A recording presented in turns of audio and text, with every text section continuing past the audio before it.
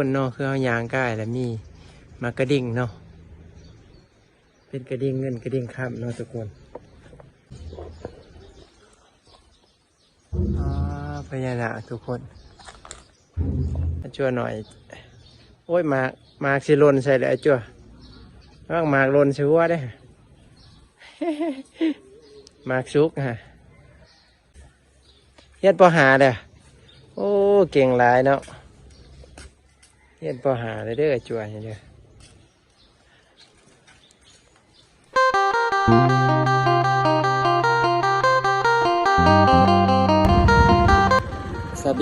สบายดีทุกคนเนาะคลิปนี้การสิพาทุกคนไปเที่ยวซุ่มวัดในเมืองลาวเนาะพี่น้องเนาะเอาทุกคนวัดในเมืองลาวไปเบิ่งความสวยงามเจริญรุ่งเรืองความเจริญรุ่งเรืองของวัดในเมืองลาวนี่ว่าวัดอยู่เมืองลาวนี่แต่ละบ้านเพิ่นจะมีวัดเนาะมีวัดหลายเด้อทุกคนเนาะแต่ว่าวัดนี่ก็วัดนัก8 50 ภาพทุกคนไปเที่ยวชมเบิ่งว่าสิเจริญรุ่งเรืองงามสำใดเนาะเพราะว่าหลายปีแล้วเฮาบ่ได้เข้าไปเนาะเพิ่นน่าจะสร้างแล้วก็ต่อกุฏิเนาะเอาไปเบิ่งนำกันเด้อทุกคนเด้อบัดนี้เด้อเอาไปเลยทุกคนบัดนี้ข้างหน้าที่เห็นเนาะอยู่ไก่วงเวียนรัก8พี่น้องนั่นทุกคนอยู่ไก่วงเวียนรัก8นี่นะในบ้านหัวแช่วัดบ้านหัวแช่วัดรัก8นะมาเบิ่งนำกันเลย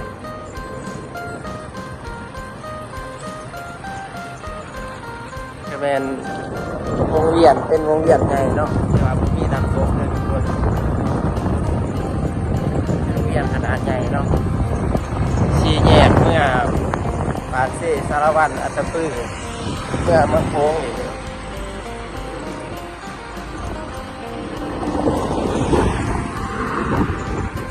่นอกวัดเนาะวัดบ้านหัวแช่วัดรัก8นี่เป็นทางเขาวัดเพิ่นเนาะติดกับทางใหญ่เลยเนาะทุกคนเนาะ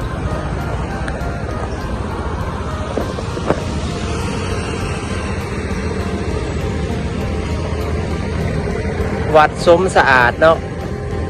วัดสมสะอาดวัดบ้านหัวแช่รัก8ไปทุกคนไปเบิ่งไปชมกันเนาะที่นี่เพิ่นน่าจะสร้างแล้วเนาะอาจจะสำเร็จการสร้างกุฏิปฏิยังไงเนาะเป็นเรื่องความเจริญรุ่งเรืองของวัดที่เมืองลาวแล้วพี่น้องทุกคน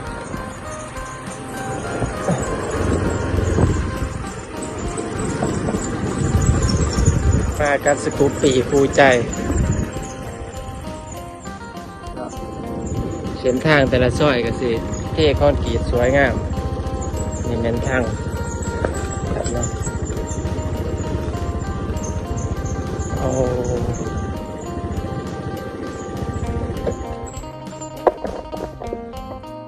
ตอนนี้เขากะเขามาหอดนาวัดเลยนาวัดแล้วเนาะทุกคนวัดสมสะอาดวัดบ้านหัวแช่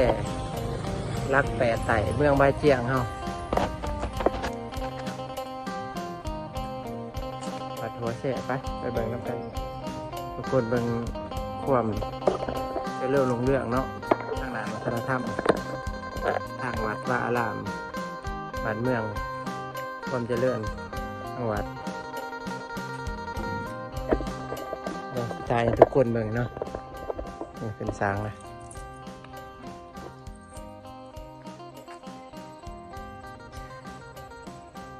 นี่เนี่ยที่กวางใหญ่ได้ทุกคนเนาะนี่ทางเข้ามาเพิ่นก็จะปูคอนกรีตเนาะไปรอเบิ่งตรงนั้นแมนได้ซูมให้เบิ่งเนาะผู้บาเจียงเด้อทุกคนติดกับไก่ผู้บาเจียงเนาะอากาศที่ว่าซูมเย็นดีสดชื่นเนาะ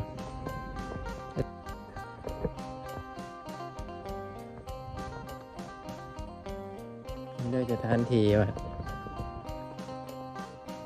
ให้มันห่อกองเนาะ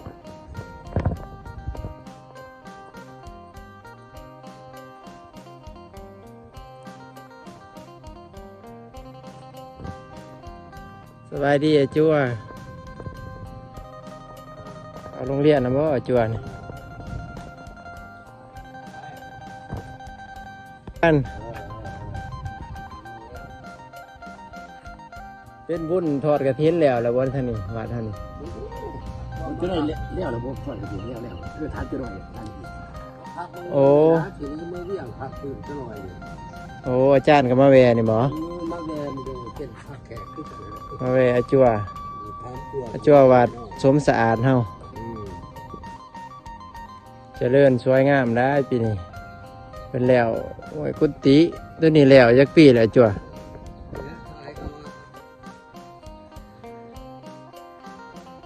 อาจัวก็ไม่เฮียนนี่บ่โอ้มีโรงเฮียนหอดหม้อบ่หอดห้องหม้อบ่หอดหม้อสี่เป็นวัดใหญ่ทุกคนวัด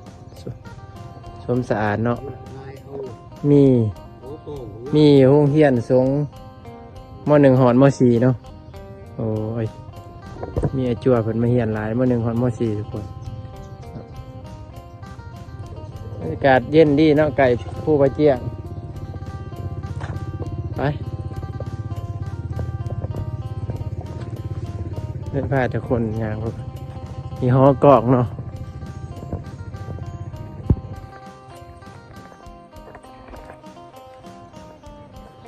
โอ้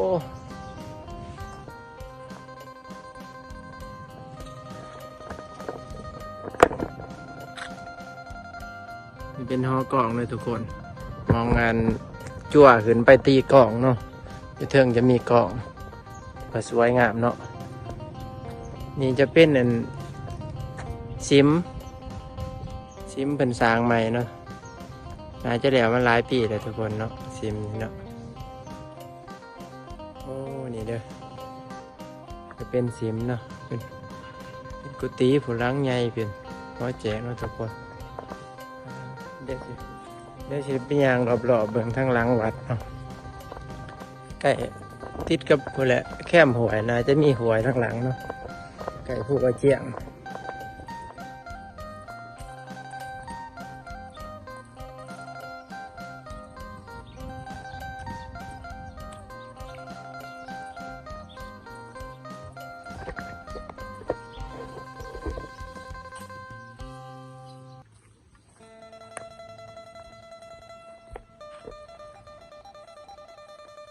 ร้านทีกับกวงใหญ่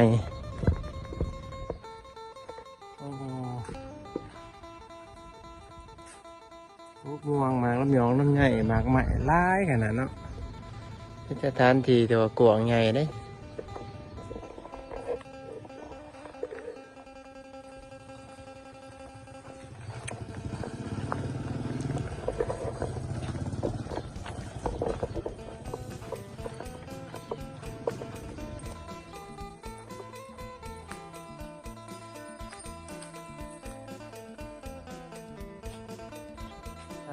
ถูก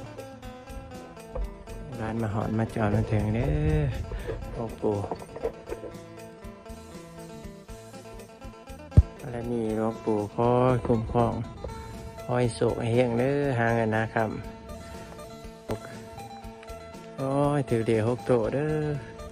มาถวายต้นปูเงินปูขับหลวงปู่ได้ยินทุกคนเนาะคือเอายางใกล้แล้วมีมากระดิ่งเนาะเป็นกระดิ่งเงินกระดิ่งข้ามเนาะทุกคนกระดิ่งเนาะดีชุ่มให้เบิ่งเด้อมีกระดิ่งหอยอยู่ฮะกระดิ่งเงินกระดิ่งข้ามเนาะใบโหคือว่าเขายางผ่านจะได้ยินเนาะถ้าผู้ใดมีบุญก็จะได้ยินนี่ไปสาธุนี่เป็นหูปั่นพระอาจารย์ใหญ่ปู่ย่าเนาะปู่ย่าตุสิอดีตกรรมการพระอาจารย์อปส.แขงจำปาสักอดีตประธานอปส.เนาะเมืองวัดเจียงพระอาจารย์ใหญ่ปู่ย่านในหูปั่นแล้วได้นี่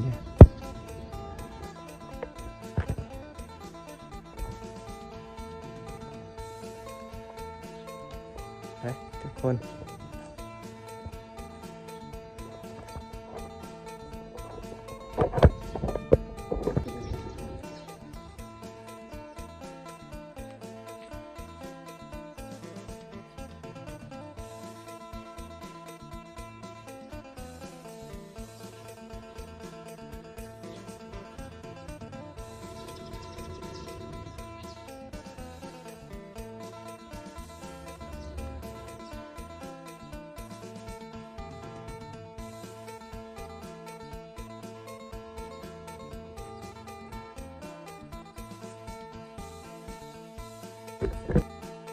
ข้างหลังหออันข้างหลังหอแจ๋เนาะข้างหลังซิมด้วยว่า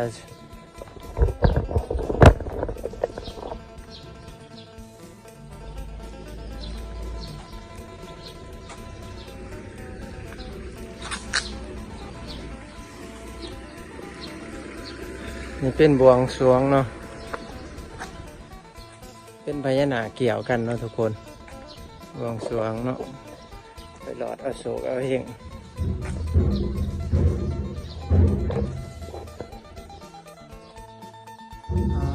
พญานาคทุกคน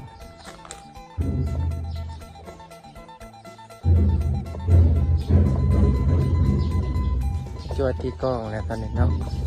อาจจะหอด11 โมง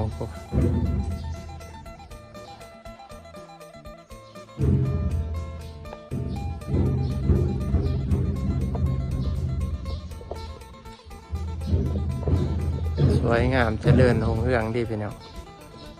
วัดพระอาจารย์ใหญ่เนาะวัดสมสะอาดบ้านหัวแช่สปป.ลาวครับพี่น้องเมืองบาเจียงรัก8ติดกับปากเซ่เนี่ยแต่ไกลๆเนาะขึ้นมาจากปากเซ่ก็ประมาณ7-8 ลักโอ้ยชวนหน่อยมาเฮียนเนาะชวนหน่อยมาเฮียนบ่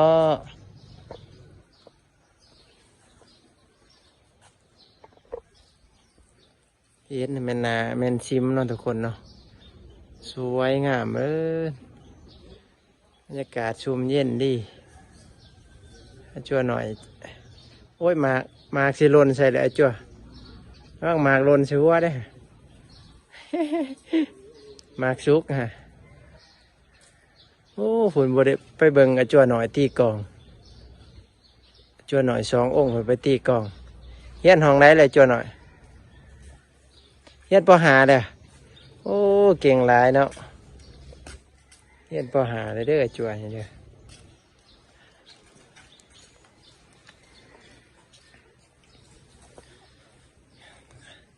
ในวัดนี่ครับเพิ่นจะเทคอนกรีตเบิดได้ทุกคน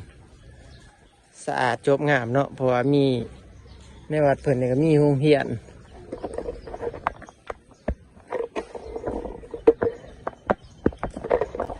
ในวัดเพิ่นจะมีโรงเรียนม.1 หอนม.4 เนาะป.5โรงเรียนไปโรงเรียนสงฆ์พี่น้องโรงเรียนของพระสงฆ์เนาะดีเพิ่นจะเข้าหอไปแหละจั่วเนาะนี่ก็แม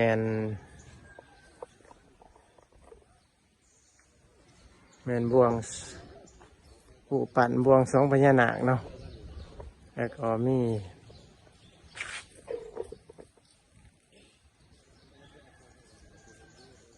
โอ้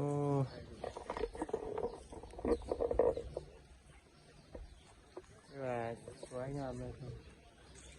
สวยงามอลังการเลยเนาะ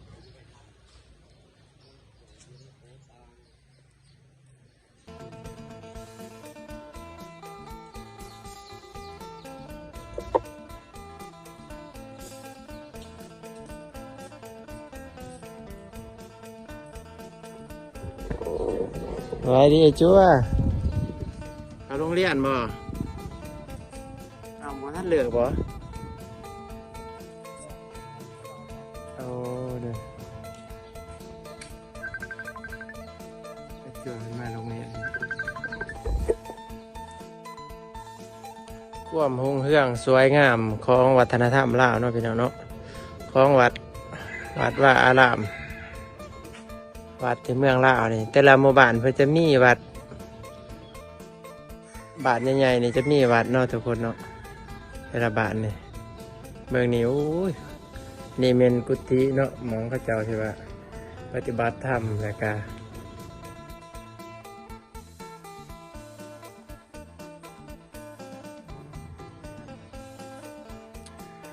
สวยงามอลังการเลยเนาะสีใหม่ลายมือด้วย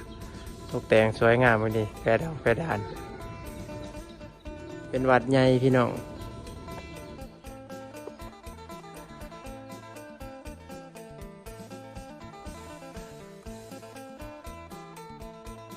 ญาตคุณพาคุณเจ้าเด้อถ่ายทำวิดีโอให้ทุกคนในเบิงเนาะให้พี่น้องในเบิงทางไกลเนาะพี่น้องฟังไทยฟังลาวที่เขามาเที่ยวชมบริมาหอดจอดเทิงกับเบิงทางคลิปช่อง YouTube บาวันหน้าได้เนาะทุกคนเนาะมีลงคลิปกับมาถ่ายเที่ยวชมวัดอยู่เมืองลาวเฮาวัดตามบ้านตามสถานที่ไก่บ้านความเจริญของเฮืองของวัดธนธรรมลาวเนาะ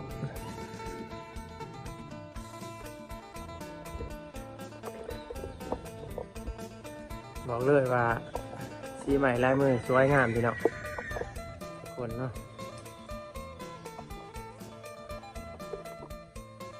อันนี้เป็นทางออกโฮงพระ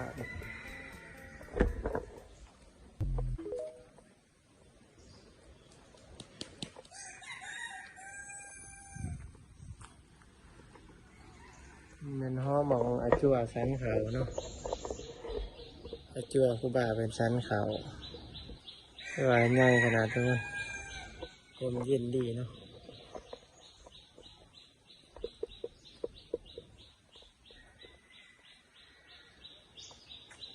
โอ้ปนิสางกุฏิ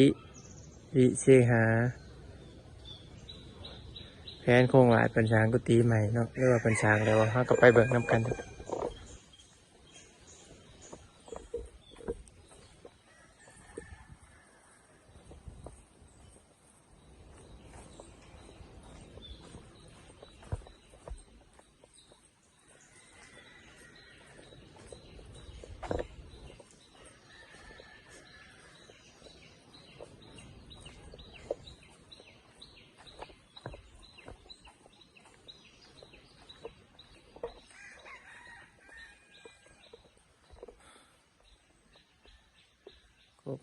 12 ปีพระอาจารย์ปู่ย่าเนาะเตโช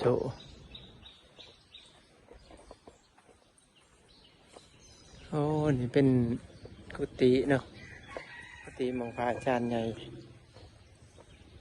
ประจำเนาะนอนเนาะเรียกว่าสวยงามอลังการทุกคน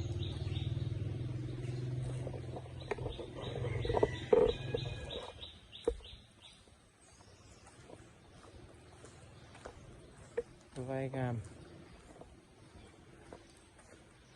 สะอาดเลยก็สวยงามเนาะในวัดคือในวัดทุ่มสะอาดท่านนี่ก็เป็นสถานที่กว้างใหญ่พี่น้องทุกคนเลยก็เป็นโฮมเย็นดีเนาะสะอาดสวัสดจบงามเหมาะในการแบบว่ามาพักมาพักจิตใจเนาะให้สงบดีนะเป็นบอนปฏิบัติธรรมแต่ว่าโอ้สมเย็นดีพี่น้องข้างหลังเนาะจะติดกับผู้บาเจียงเลยทุกคนสบายดีพระอาจารย์จะเดินทางไปทางใดเนี่ยกันหน่อยโอ้จะเดินทางมาเวียงผม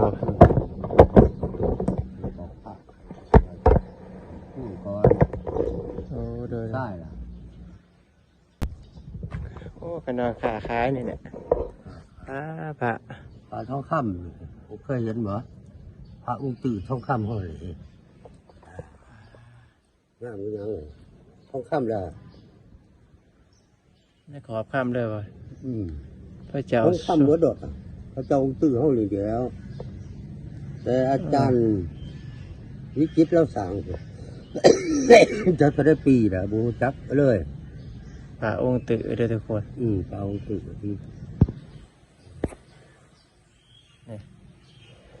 นี่เป็นพระองค์ตื่นได้นี่คำแท้ได้นี่คำแท้แล้วทองคำแดงพี่น้องเขามาเห็ดพระนะเป็นมาเห็ดพระนะเนาะพระองค์ตื่น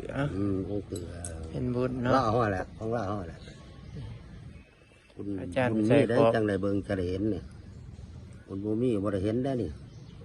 ก็ได้ยังบ่เคยเห็นมีหลายพระองค์ตื่นเขาจะบุยดีบ่ได้ได้ลูกอาจารย์วิจิตรเราเป็นผู้สร้าง อ๋อ แต่ว่ามาไม่ออกเพิ่นมาถวายแต่เราเป็นตาท่าใหญ่เป็นตัวเรานิพพาน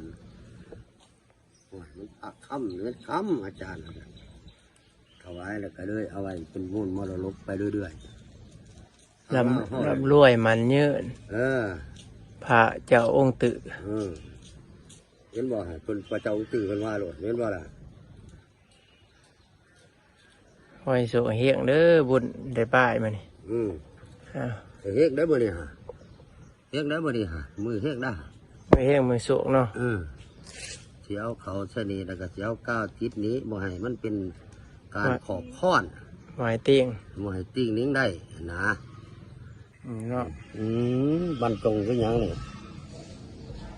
พระเจ้าองค์ตึเลยทุกคน พระเจ้าองค์ตื่นองค์ไง ไม่เลย หนูมีใครได้หรอกการบ่ดีรอบ่ได้หรอกเจ้าในนายขุนผลทั้งไรทำหมู่เฮาเจ้าข่อยนี่ก็บ่ค่อยอยากไล่หรอก มันจะบ่แจกไว้ได้นะทุ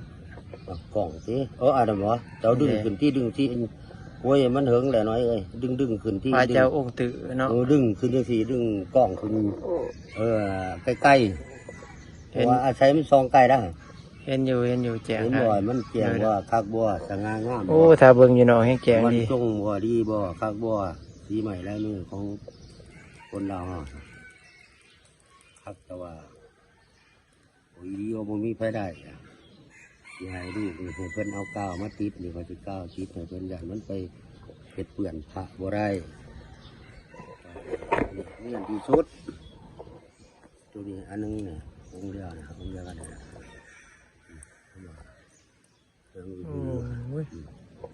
สวยงามทุกคนนะ อืม เป็นบุญตาจะได้เห็น ให้เจริญรุ่งเรือง เมืองแน่เขาเลยเห็นแบบกัน หน่อย โมเมนต์อ่านกันเอาไปเห็นน่ะเคยเห็นแบบ คำคูณ คุณตาเนาะตาว่าไว้อยู่นี่ ขอบใจพระอาจารย์ อยู่ดีไม่แห้งอยู่ดีไม่แห้งเด้อขอบคุณ อาจารย์ใหญ่เพิ่นมาแต่เวียงอยู่เนาะเพิ่นมายามลูกชายเพิ่นมาถวายพระองค์ถือให้ลูกชายเนาะเป็นพระที่เขาเจ้าพระทองคำแท้ทุกคนนักจะประมาณอยู่บ่หอดบาทเนาะน่าจะประมาณอยู่เครื่องบาทนี่แหละเครื่องบาทประมาณจากสิริงหมด